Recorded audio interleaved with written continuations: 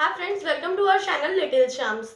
Today we will discuss the chapter chemical reaction and equation from chemistry of class 10th. तो let's discuss the topic. तो ये हमारे कुछ topics हैं जो इस chapter में आएंगे. तो पहला topic है हमारा केमिकल रिएक्शन, दूसरा है हमारा केमिकल इक्वेशन, तीसरा है बैलेंस्ड केमिकल इक्वेशन. तो ये जो तीन टॉपिक है स्टार्टिंग के, ये हम लोग इस वीडियो में डिस्कस करेंगे और जो रिमेनिंग टॉपिक्स है वो हम लोग नेक्स्ट वीडियो में डिस्कस करेंगे. तो अब आ जाते हैं, देख लेते हैं टाइप्स ऑफ केमिकल रिएक्शन. में 5 टाइप्स होते हैं इसके केमिकल रिएक्शन के. पहला कॉम्बिनेशन, दूसरा डिकम्पोजिशन, तीसरा डिस्प्लेसमेंट, चौथा डबल डिस्प्लेसमेंट और पांचवा ऑक्सीडेशन एंड रिडक्शन, जिसको हम लोग रेडॉक्स के नाम से जानते हैं. और जो हमारा पांचवा टॉपिक है इस चैप्टर का, वो कोरोजन एंड रेसिडिटी. तो let's start with first topics from chemical reaction. जो हमारा केमिकल रिएक्शन होता क्या है, मैं पहले इसकी डेफिनेशन लिख देती हूँ, फिर आपको समझाऊंगी केमिकल रिएक्शन होता क्या. The reaction in which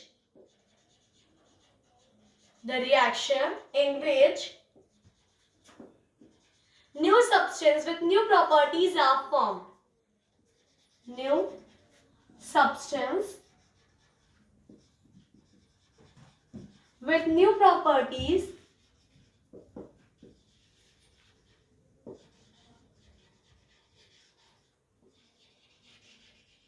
are formed. इसे कहते हैं हम लोग केमिकल रिएक्शन. तो जब नया सब्सटेंस बने और नई प्रॉपर्टीज के साथ बने, उसे कहते हैं केमिकल रिएक्शन. तो एक एग्जांपल लेके समझते हैं. जैसे कि ए रिएक्ट कर रहा है बी के साथ और फिर वो कंपाउंड बनाया ए बी. तो जो हमारा जो ए बी की हमारी प्रॉपर्टीज होगी वो ए और बी से बिल्कुल डिफरेंट होगी. जैसे कि ए और बी की प्रॉपर्टीज ए बी से नहीं मैच करेगी और ना ए बी की प्रॉपर्टीज ए और बी से मैच करेगी. तो ये हमारा है केमिकल रिएक्शन. अब कंडीशंस जो आते हैं हमारे केमिकल रिएक्शन में, उस पर बात कर लेते हैं. Change in state. कंडीशंस जो है, पहली कंडीशन है चेंज इन स्टेट. जब स्टेट में चेंज होना, सॉलिड, लिक्विड और गैस में जब चेंज होना, मान लीजिए ए बी जो है वो लिक्विड था और जो ए बी जो सब्सटेंस बना, जो ए बी कंपाउंड बना, वो हो गया हमारा सॉलिड. तो वो हो गया हमारा सॉलिड. तो जो लिक्विड से सॉलिड में चेंज आया वो हमारा चेंज इन स्टेट कहलाएगा. अब हम लोग देखते हैं चेंज इन कलर. पहला देखा चेंज इन स्टेट, दूसरा चेंज इन कलर. जब कलर में कोई चेंज आए तो वो हमारी कंडीशन होती है. चेंज इन टेम्परेचर, जब टेम्परेचर में चेंज आए. और इवोल्यूशन ऑफ गैस, कहीं भी गैस का इवॉल्व होना या गैस का प्रोड्यूस होना, तो उसे कहते हैं. जैसे कि मान लीजिए गैस प्रोड्यूस है, हाइड्रोजन इस कंपाउंड में हाइड्रोजन गैस प्रोड्यूस हुई या ऑक्सीजन गैस इवॉल्व हुई. तो किसी भी कंपाउंड में जब ये चार हम लोग को कंडीशंस दिखेंगी तो हम लोग समझ जाएंगे उसमें केमिकल प्रॉपर्टीज का चेंज हो रहा. अब हम लोग डिस्कस करते हैं नेक्स्ट टॉपिक का, केमिकल इक्वेशन, जो कि हमारा सेकंड टॉपिक है इस चैप्टर का. तो अब हम लोग पढ़ते हैं केमिकल इक्वेशन के बारे में. केमिकल इक्वेशन क्या होता है? Symbolic representation. सिंबॉलिक, जो हमारा सिंबॉलिक या न्यूमेरिकली रिप्रेजेंटेशन होता है of chemical reaction. Symbolic representation of chemical reaction. यहाँ पे मैं आपको एक एग्जांपल लेके समझाना चाहूंगी तो आपको ज्यादा बेहतर अच्छे तरीके से समझ में आएगा. तो मैं एक एग्जांपल लेती हूँ. when magnesium ribbon burn in oxygen, it get converted into magnesium oxide. तो हम लोग क्या ले रहे हैं? मैग्नीशियम रिबन ले रहे हैं. तो हमारा जो एग्जाम्पल है, हम लोग क्या ले रहे हैं? मैग्नीशियम ले रहे हैं. मैग्नीशियम की रिबन लिया हम लोग ने, उसको रिएक्ट कराया ऑक्सीजन के साथ, तो हमें एक कंपाउंड मिला मैग्नीशियम ऑक्साइड. क्या मिला? Magnesium oxide. अब ये तो हमारी वर्ड इक्वेशन हो गई ऑक्साइड। अब ये तो हमारी वर्ड इक्वेशन है। अब अगर इसे हम लोग और इजी वे में लिखें कि मान लीजिए कभी आपको यहाँ पे रिएक्टेंट बहुत सारे हो जाएंगे और यहाँ पे प्रोडक्ट्स भी बहुत सारे हो जाएंगे। अब रिएक्टेंट एंड प्रोडक्ट्स की बात की कर लेते हैं जो टॉपिक आए। तो जो इधर साइड हमारी जो लेफ्ट हैंड साइड होती है हमारी, उसे कहते हैं हम लोग रिएक्टेंट। जो लेफ्ट हैंड साइड होती है उसे कहते हैं रिएक्टेंट, और जो कंपाउंड हम लोग को मिलता है उसे राइट हैंड साइड पे उसे कहते हैं प्रोडक्ट। रिएक्टेंट और प्रोडक्ट, लेफ्ट हैंड साइड हम लोग हमेशा रिएक्टेंट लिखते हैं और राइट हैंड साइड हम लोग हमेशा जो हमारा प्रोडक्ट बनता है वो लिखते हैं। और रिएक्टेंट और प्रोडक्ट्स को हम लोग अलग से डिनोट करने के लिए बीच में बनाते हैं एक एरो कि जैसे हमको पता चले ये हमारा रिएक्टेंट है और ये हमारा प्रोडक्ट है। अब हम लोग देख लेते हैं एक एग्जाम्पल इसी पे। इसको अगर हम लोग को केमिकल इक्वेशन में लिखना हो तो कैसे लिखेंगे? ये तो हमारी वर्ड इक्वेशन हो गई। केमिकल इक्वेशन में कैसे लिखेंगे? जो मैग्नीशियम का फॉर्मूला होता है वो Mg होता है, और जो ऑक्सीजन को हम लोग किससे डिनोट करते हैं? ऑक्सीजन से, O2 से। O से ऑक्सीजन को डिनोट करते हैं, और जो हमारा कंपाउंड बनेगा वो मैग्नीशियम ऑक्साइड होगा। मैग्नीशियम ऑक्साइड, ये मैग्नीशियम ऑक्साइड पूरा ही एक कंपाउंड है, इसलिए हम लोग को मैग्नीशियम ऑक्साइड का फॉर्मूला याद करना पड़ेगा MgO। तो वो मैग्नीशियम ऑक्साइड का फॉर्मूला। अब ये जो हमारी इक्वेशन बनी है ये हमारी इक्वेशन है वर्ड इक्वेशन। जो हम लोग ने इस साइड लिखा था ये हमारी वर्ड इक्वेशन है। ये हमारी क्या है? ये हमारी वर्ड इक्वेशन है, वर्ड इक्वेशन। और जो हम लोग ये लिखे हैं ये हमारी केमिकल इक्वेशन है। जब सिंबॉलिक रिप्रेजेंटेशन, देखिए हम लोग यहाँ पे सिंपल से रिप्रेजेंट किया है, डेफिनेशन ही है ये केमिकल इक्वेशन की, symbolic representation of chemical reaction. इसको हम लोग ने सिंबल के साथ रिप्रेजेंट किया, इसलिए ये हमारा हो जाएगा केमिकल रिएक्शन। अब हम लोग एक और बात आती है, लॉ ऑफ कंजर्वेशन ऑफ मास। हम लोग ने 9th क्लास में पढ़ा होगा लॉ ऑफ कंजर्वेशन ऑफ मास क्या होता है। जो हमारा ये केमिकल इक्वेशन होगा, जो हमारा लॉ ऑफ कंजर्वेशन ऑफ मास होता है वो मास can neither be created nor be destroy. और जो भी कंपाउंड, जो भी मास होते हैं वो रिएक्टेंट और प्रोडक्ट में इक्वल होते हैं। तो यहाँ पे हम लोग देख लेते हैं कि यहाँ पे रिएक्टेंट और प्रोडक्ट में जो हमारे मास है वो इक्वल है कि नहीं। तो Mg का हम लोगों को दे रखा है, Mg का कितना एटम है? 1 है, और ऑक्सीजन का हमारा 2 है। और अब इस साइड देख लेते हैं प्रोडक्ट की साइड, यहाँ पे Mg हमारा 1 है और ऑक्सीजन हमारा 1 है। तो देखिए अब यहाँ पे तो ऑक्सीजन 2 है और यहाँ पे ऑक्सीजन 1 है, तो ये तो violation of law of conservation of mass हो रहा है। मतलब law of conservation of mass के अगेंस्ट जाना, अगेंस्ट हो रहा है, क्योंकि इसमें हमारे एटम्स तो इक्वल है नहीं, दोनों साइड, इसमें 2 ज्यादा है और इसमें ऑक्सीजन के 1 एटम है तो 1 कम है। तो हमारा नेक्स्ट टॉपिक ही यही है, how to balance the chemical equation. अब मूव ऑन करते हैं नेक्स्ट टॉपिक पे, how to balance the chemical equation. तो friends, balancing of chemical equation हमारा थर्ड टॉपिक है फ्रॉम दिस चैप्टर। तो लेट्स डिस्कस। जो हमारा इसका फर्स्ट स्टेप्स होता है कि हम लोग पहले हिट एंड ट्रायल मेथड से जाएंगे। इसमें 2 मेथड आते हैं, एक हिट एंड ट्रायल मेथड और एक ABCD मेथड। तो सबसे पहले हिट एंड ट्रायल मेथड देख लेते हैं। तो सबसे पहला स्टेप है हमारा कि हम लोग इसके साइड साइड बॉक्स बना लेते हैं। ये हमारा पहला स्टेप है कि सारे सब्सटेंस और कंपाउंड के आउटर साइड एक बॉक्स बना लेते हैं। इस बॉक्स का कोई मतलब तो नहीं है, पर हाँ आप लोग के लिए ये है कि इस बॉक्स के अंदर कोई भी चेंज नहीं होगा। जो भी चेंज होगा हमारा बाहर साइड हम लोग नंबर लगा के चेंज करेंगे, इस बॉक्स के अंदर हम लोग कुछ भी नहीं चेंज कर सकते, जैसा है जो है वो वही लिखा रहेगा। तो अब हम लोग सबसे पहले रिएक्टेंट्स की साइड देख लेते हैं कि हमारा कितने कंपाउंड है। सबसे पहले मैग्नीशियम को देख लेते हैं और ऑक्सीजन को देख लेते हैं। तो रिएक्टेंट साइड हमारा मैग्नीशियम 1 है तो 1 लिख लेते हैं, और ऑक्सीजन 2 है तो 2 लिख लेते हैं। अब प्रोडक्ट साइड हमारा मैग्नीशियम देखिए 1 है और ऑक्सीजन भी 1 है। अब हम लोग को बैलेंस क्या करना है? हम लोग को दिख रहा है कि बैलेंस मैग्नीशियम तो ऑलरेडी बैलेंस है, हम लोग को बैलेंस करना है ऑक्सीजन। अब ऑक्सीजन और किस साइड बैलेंस करना है? इस साइड तो 2 ऑलरेडी है। अब हम लोग इसको माइनस तो कर नहीं सकते, हाँ इस साइड है कि हम लोग +1 जरूर कर सकते हैं। तो हम लोग को प्रोडक्ट साइड हम लोग को ऑक्सीजन 2 लाना है।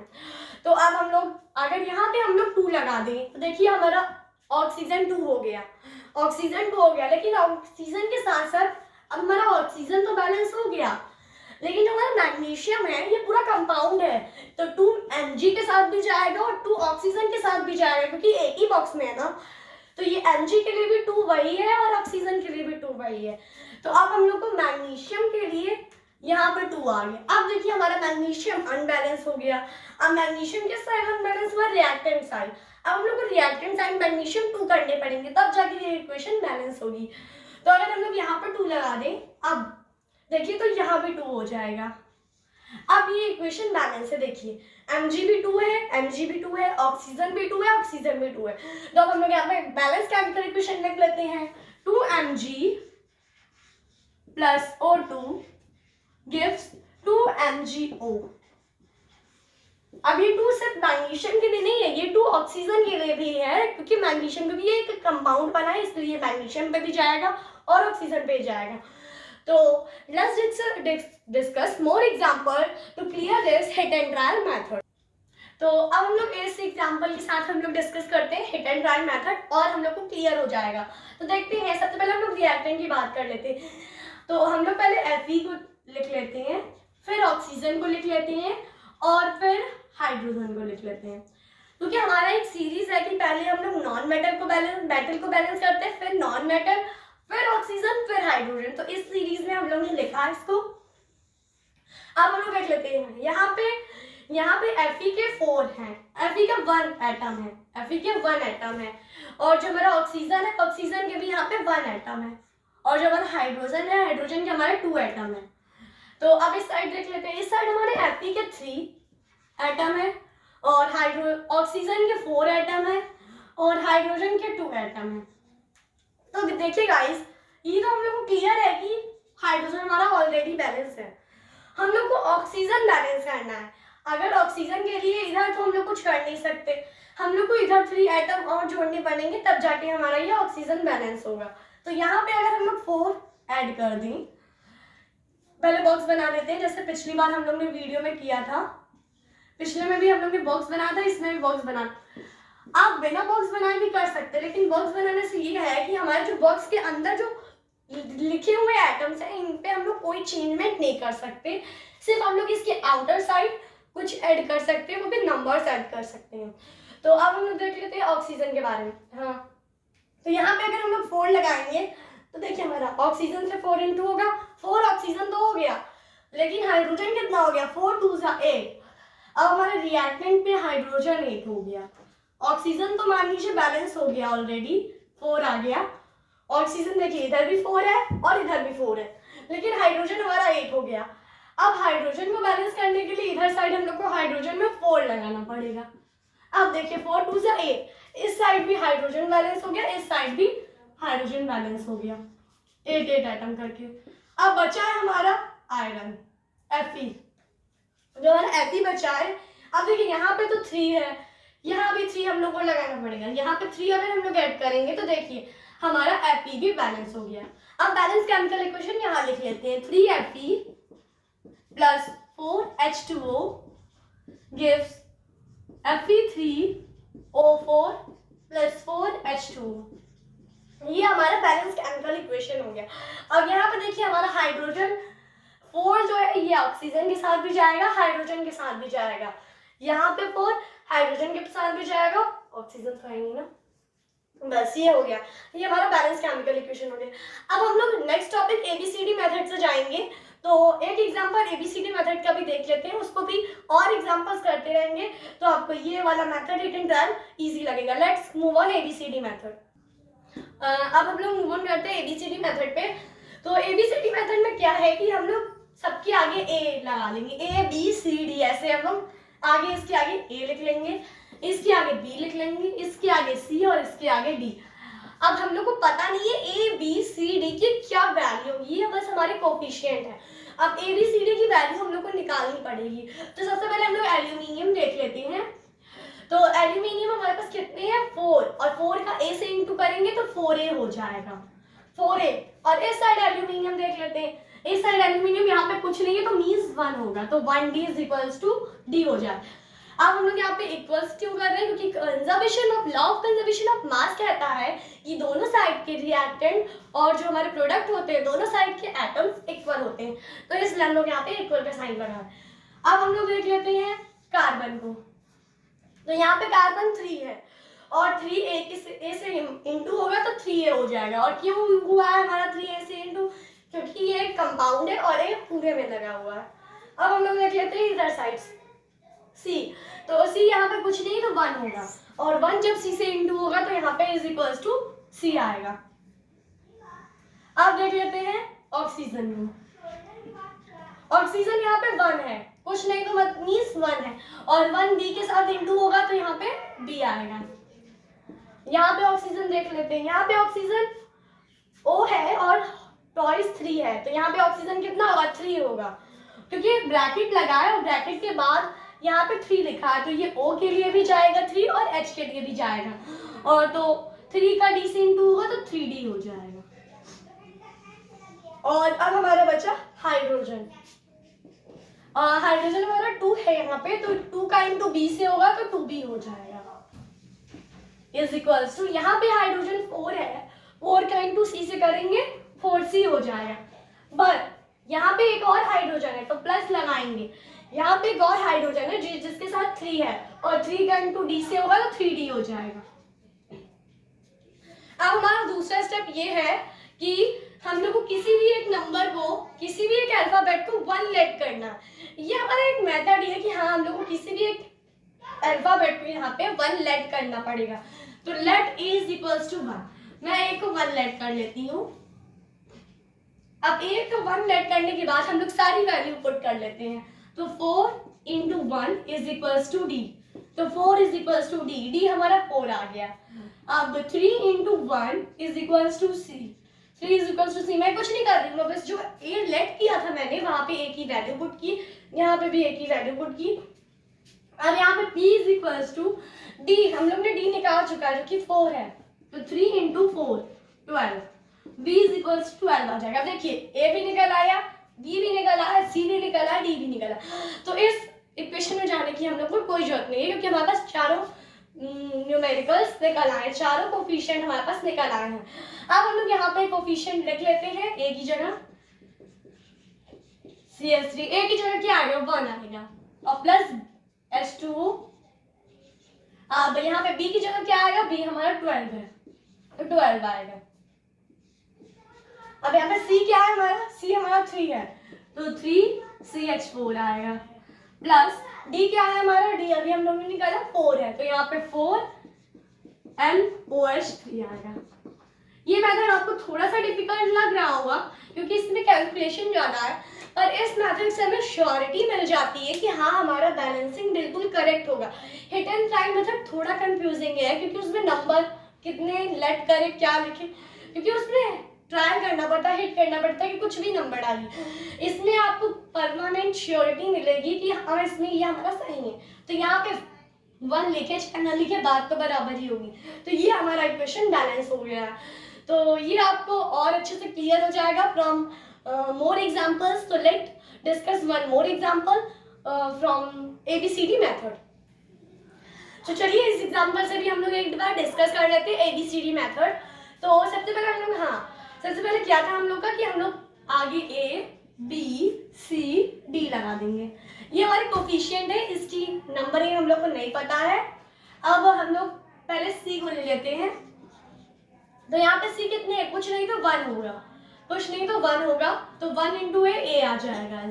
यहाँ पे C कितना है? यहाँ पे भी 1 है इज इक्वल्स टू C आ जाएगा। अब हम लोग H को ले लेते हैं। हाइड्रोजन क्या हो जाएगा? ये 4 और 4 का A से इंटू होगा 4A हो जाएगा इज इक्वल्स टू, इस साइड देख लेते हैं। हाइड्रोजन हमारा 2 है, 2 का D से इंटू तो 2D हो जाएगा। अब हम लोग देख लेते हैं ऑक्सीजन को। ऑक्सीजन जो हमारा है वो 2, हाँ ऑक्सीजन जो हमारा है वो 2 है और 2 का B से इंटू होगा तो 2B हो जाएगा, 2B हो जाएगा। और जो हमारा हाइड्रोजन यहाँ है, ऑक्सीजन जो हमारे यहाँ है, पहले यहाँ का देख लेते हैं क्योंकि यहाँ भी एक ऑक्सीजन है और यहाँ भी एक ऑक्सीजन है, तो ये हमारा 2C हो जाएगा। 2C प्लस करेंगे और यहाँ पे एक ही ऑक्सीजन है तो प्लस का D हो जाएगा। अब हम लोग निकाल लेते हैं यहाँ से वैल्यू सारी। Is equals to 1। यहाँ भी हम लोग ए को 1 लेट करते हैं। अब ए 1 होगा तो सी इज इक्वल्स टू 1 हो जाएगा, क्योंकि ए 1 है तो क्योंकि ए और सी इक्वल है। अब ए की वैल्यू यहाँ पुट करते हैं 1 इज इक्वल्स टू 2d। तो d is equals to 4/2, d is equals to 2 आ जाएगा। 2 से 2 कटेगा तो 2 आ जाएगा। d इज इक्वल्स टू 2 आ गया। तो a b और d निकल आया। हम लोग को b निकालना है। अब b निकाला तो यहाँ से निकाल लेते हैं b। c की वैल्यू पता है 1 होगी और d की वैल्यू पता है हम लोग को 2 होगी। तो 2 + 4 हो जाएगा और 2b, और b इज इक्वल्स टू 4/2 आएगा। जिसको कट करेंगे तो b इज इक्वल्स टू 2 आएगा। अब हम लोग इसको लिख लेते हैं। जो हम लोग ने लिया था उस वहाँ पे वैल्यू पुट करते हैं। तो a की वैल्यू हम लोग 1 पुट करेंगे, CH4 हो जाएगा, प्लस b की वैल्यू हमारी b की वैल्यू 2 निकली है तो 2O2 हो जाएगा, और यहाँ पे c की वैल्यू हमारी 1 निकली है तो 1CO2 हो जाएगा, और d की वैल्यू हमारी 2 निकली है तो 2H2O हो जाएगा। ये हमारा इक्वेशन बैलेंस हो गया। इसमें हम लोग को श्योरिटी मिल जाती है कि हाँ इक्वेशन बैलेंस राइट ही बैलेंस होगा। तो अब मिलते हैं नेक्स्ट वीडियो में। फ्रॉम रिमेनिंग जो टॉपिक्स हमारे बचे हैं उसको कवर करेंगे नेक्स्ट वीडियो में। Thank you. Please like and subscribe my channel.